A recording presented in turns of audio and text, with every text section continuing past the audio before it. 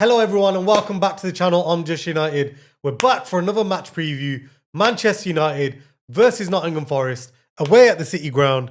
It's a big game. Can Ruben Amorim make it 4 games in a row? I'm joined by my boy Jay. Yes, people. Can we make it 4 on the bounce?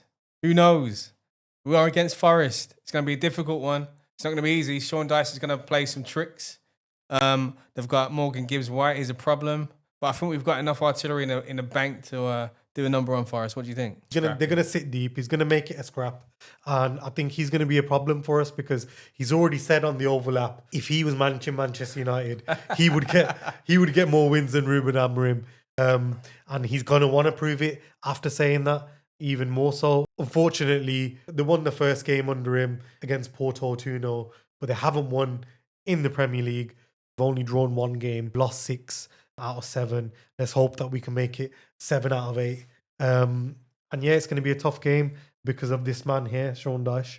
You know what? Dyche's ball's back. You know, he likes to, you know what, they've had like 25 long passes from keeper Matt Seltz at Bournemouth. The most by a Forest player this season. And you can see straight away, isn't it? Like how Ange likes to play build up from the back and, you know, play through. Yeah. And then you can see straight away how Sean Dyche wants to play straight, direct football. Mate. Doesn't give a crap what's going to happen on that pitch. He just wants to get the ball as far away as he can from his goal. 2 people who I think are going to be key in this game is Cunha and Mbeumo, because these 2 right now, they're on fire. I just love the way Cunha and Mbeumo have just come into this team and has reignited the fire and the passion in the players and the whole team. Cunha is so skillful, so masterful. Some of his little back heels, some of his like intricate play, and he's unpredictable in the game. And you don't know, as a defender, he must be a nightmare to play against. I don't know what you think. No, definitely. He knows exactly where he is on the pitch. He knows who he's going to pass it to next, if he's going to pass it next. And he knows that if he needs to drive with the ball, he'll drive with the ball. And Mbeumo's the same. That's what we want. We want these players who we've bought in to hit the ground running and show why we bought them to the team. My only worry is the African Nations Cup.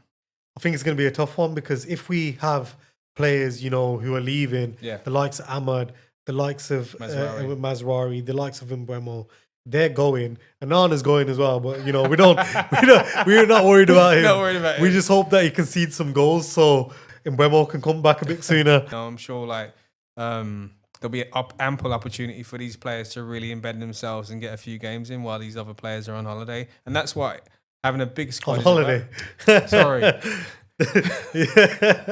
I don't think they're on holiday. And Anna might be in goal, but you know, away for the international break. Yeah. So it'll be a chance for these boys to really show what they got. Impress the manager. You know what? Just go out there and prove yourself. And you know what? I'm all for it if these players can take the pressure off Bruno. Because if they can take the pressure off him, it gives him a bit more freedom. He's not just running around the pitch like a headless chicken. You know, he can actually have a little bit more time to think on the ball, especially if we're not chasing a game and 100%. we scored a goal. And I'm really happy for Cunha getting his first goal at Brighton. It was a world-class goal. And remember, he's 7 goals outside the box for Wolves since last season are like the most by any Premier League player at that time. And for me, Mbeumo's form is just fantastic right now. So the 2 of them are going to be lethal. Yeah, 100%. And let's get into our predicted 11s now. Yeah, talk me through your team. Okay. In goal, I've gone with Lemens. He's been fantastic. He's been a breath of fresh air. He's been solid. He's been all those things that we've been looking for in a keeper. You know what? And safeguarding voice. You know, defenders need, you know, that communication, and it's been that. So only good things for him. So yeah, Lemens for me, 100%. I've gone with Lenior at right back. I think he's been fantastic. One-on-one situations is brilliant. He's got the pace, he's got the power, he's got a vision. He can play a ball, he can spray a ball. So Lenior only gets better from here on in for me. And Lenior that's that player for me. Centre back, I've gone with De Ligt. Mr. You know, underestimated. He's been fantastic. I don't know how you feel, but for me, no, he's been brilliant this season, and he's really coming into his own. For me, you know, people are starting to wake up and think, you know what, this guy is amazing. Like, yeah, we forgot about him. But he's been brilliant. Left back, I've gone with Luke Shaw. Likes to join the attack. Can be that crucial player. You know, that added player in the attack that we need sometimes, that extra man to drive the attack forward. It's nice to see how Luke Shaw and Delict were jumping as well in the last game. You 100%. know, pushing out from the back and putting pressure on in the midfield. Right wing back, I've gone with Amad Diallo. I think he's been fantastic. Fantastic link up with Mbeumo. He's going to be crucial in this game. In the centre, I've got Casemiro and Bruno. I can't say enough about these two. People have said like loads of bad things about Casemiro, but for the past like 4 games, he's been fantastic. And I think it's crucial that we've been playing a compact system, which has only helped him. I've gone with Patrick Dorgu on a left wing back. I think he's got the pace to get forward and to put balls into the box. Only for his athletic capabilities is why I've gone with him over Delo. Up front, I've gone with Cunha and Mbeumo again. Magic. I can't say enough about the two of them. And I've gone with Sesko at top, and that's me. Okay, nice. How about yourself? Nice. So I've gone with the exact same team that we played against Brighton. Yeah. Just because, we're starting to find that consistency, and the only way you find that is knowing your strongest 11. 100%. So gone with the exact same team as you, bar Dorgu. I've kept Dallo. And yeah, I just think that now the team's starting to build, and yes, we might have AFCON coming up, and we might lose a few of these players. But then, that's for the players that are on the bench when they do get a chance to come on and make a difference. The competition's healthy for everybody on that team. I think Licha, when he is fit, he's going to be another one who could be, could do really well in this in this team. And we already know he likes to drop into midfield sometimes as well. And yeah, that's my predicted 11. Let me know what you guys think. Are you happy with the teams? Leave a comment down below, and don't forget to hit that subscribe button. I'm going to talk about Nottingham Forest now.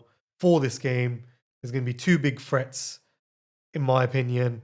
It's going to be Gibbs White, 100%. Morgan Gibbs White, Douglas Luiz. Obviously, you got the likes of Hudson-Odoi as well. But for me, these 2 players right now, as I said earlier, they like to line up in a 4-4-2. That's how Sean Dyche is going to play, because he wants to keep it compact. He wants to make it a scrap. He wants to make it difficult for Manchester United. But the most important thing is they're out of form. 100%.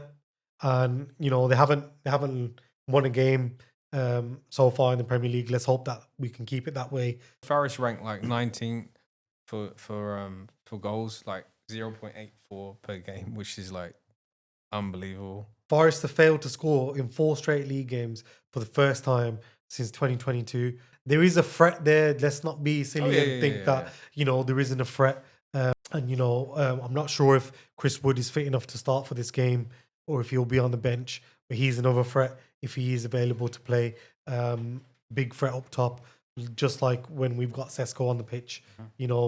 Chris Wood's dangerous. We've seen the form that he was in last season for them.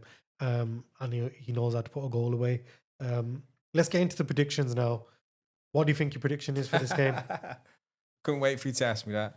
I'm going to say 3-1 United. 3-1. Yeah, I'm going to go for Mbeumo, Cunha, Sesko to get a goal. Okay. From 3, yeah? Or is that how we're going on? That's how we're rolling. Okay. So I'm going to go for a 2-1 win. I think it'll be tighter than a 3-1, just because, we've touched on it. Coming up against Sean Dyche, he said what he said in the media on the overlap. Plays the dark arts. Exactly, and he's gonna want to get a result from this game. So I think it's gonna be a lot tougher than people may think. But I do think we'll get a result. I do think we'll get 4 in a row, and then we'll get 5 in a row. That was a Manchester United preview for the Nottingham Forest game. Leave a comment down below, and we'll catch you on the next one, guys. See you later.